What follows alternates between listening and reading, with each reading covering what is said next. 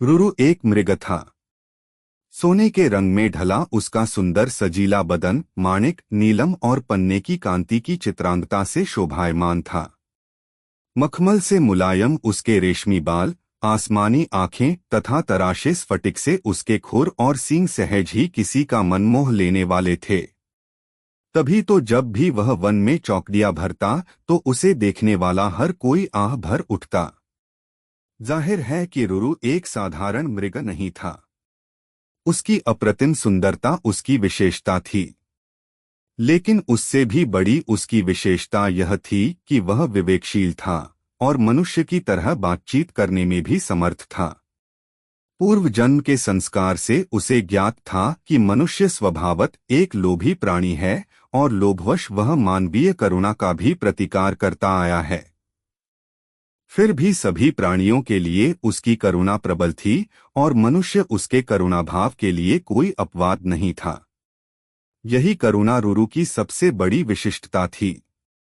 एक दिन रुरु जब वन में स्वच्छंद विहार कर रहा था तो उसे किसी मनुष्य की चीत्कार सुनाई दी।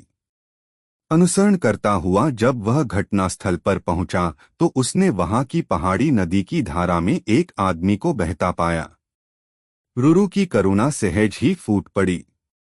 वह तत्काल पानी में कूद पड़ा और डूबते व्यक्ति को अपने पैरों को पकड़ने की सलाह दी। डूबता व्यक्ति अपनी घबराहट में रुरु के पैरों को न पकड़ उसके ऊपर की सवार हो गया। नाजुक रुरु उसे झटककर अलग कर सकता था मगर उसने ऐसा नहीं किया। अपितु अनेक कठिनाइयों के बाद भी उस व्यक्ति को अपनी पीठ पर लाद बड़े संयम और मनोबल के साथ किनारे पर ला खड़ा किया। सुरक्षित आदमी ने जब रुरु को धन्यवाद देना चाहा तो रुरु ने उससे कहा, अगर तू सच में मुझे धन्यवाद देना चाहता है तो यह बात किसी को ही नहीं बताना कि तूने एक ऐसे मृग द्वारा पुनर्जीवन पाया है जो एक विशिष्ट स्वर्ण मृग है, क्योंकि तुम्हारी दुनिया के लोग जब मेरे अस्तित्व को जानेंगे तो वे निस्संदेह मेरा शिकार करना चाहेंगे। इस प्रकार उस मनुष्य को विदा कर रुरु पुनः अपने निवास स्थान को चला गया।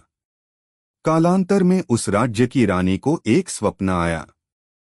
उसने स्वप्न में रुरु साक्षात दर्शन कर लिए।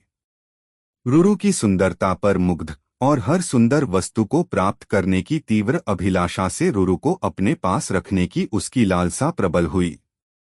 तत्काल उसने राजा से रुरु को ढूंढकर लाने का आग्रह किया। सत्ता में मद में चूर राजा उसकी याचना को ठुकरा नहीं सका।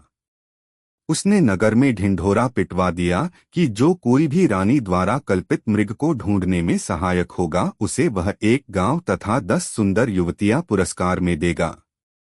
राजा के ढिंढोरे की आवाज उस व्यक्ति ने भी सुनी जिसे रुरु ने बचाया था।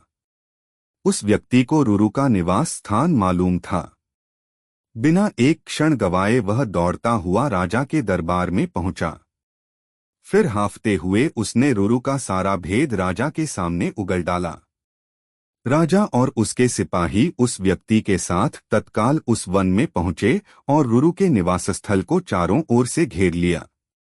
उनकी खुशी का ठिकाना न रहा जब उन्होंने रुरु को रानी की बताई छवि के बिल्कुल अनुरूप पाया।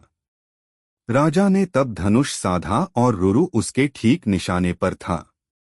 चारों तरफ से घिरे रुरु ने तब राजा से मनुष्य की भाषा में यह कहा, राजन, तुम मुझे मार डालो मगर उससे पहले यह बताओ कि तुम्हें मेरा ठिकाना कैसे मालूम हुआ।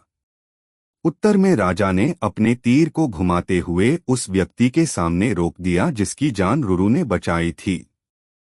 रुरु के मुख से तभी यह वाक्य हठात फूट पड़ा, निकाल लो लकड़ी के कुंदे को पानी से, न निकालना कभी एक अकृतज्ञ इंसान को।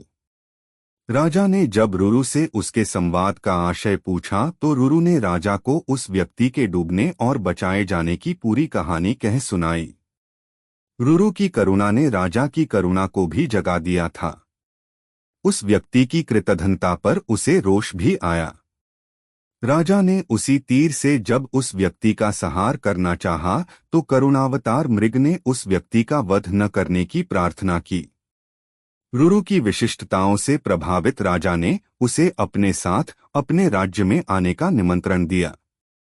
रुरु ने राजा के अनुग्रह का नहीं ठुकराया और कुछ दिनों तक वह राजा के आतिथ्य को स्वीकार कर पुनः अपने निवास स्थल को लौट गया।